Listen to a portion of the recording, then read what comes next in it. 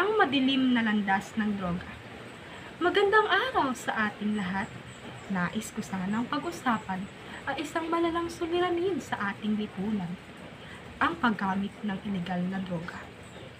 Sa panahon natin ngayon, patuloy na lumalaganap ang paggamit ng droga na sumisira hindi lamang sa buhay ng mga gumagamit kundi pati na rin sa kanilang pamilya at lipunan.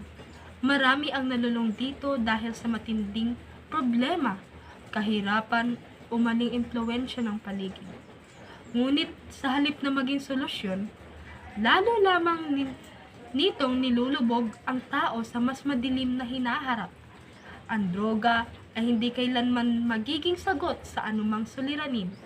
Ito ay isang lason na unti-unting sumisira sa ating isipan, pangarap at kinabukasan. Kailangan magkaisa tayo upang labanan ang dulot na ito. Bilang kabataan, huwag tayong magpadala sa tukso ng bisyo. Mas piliin nating paglabanan ang ating pangarap, pangalagaan ang ating kalusugan at maging mabuting mamamayan. Ang droga ay hindi nagbibigay ng tunay na kalayaan. Ito ay tanikala na sumasakal sa ating kinabukasan. Kaya't sa bawat desisyon na ating gagawin, alalahanin natin na mayroon tayong pagpipilian, ang manatili sa tamang landas o hayaan lamunin tayo ng dilim. Maraming salamat po.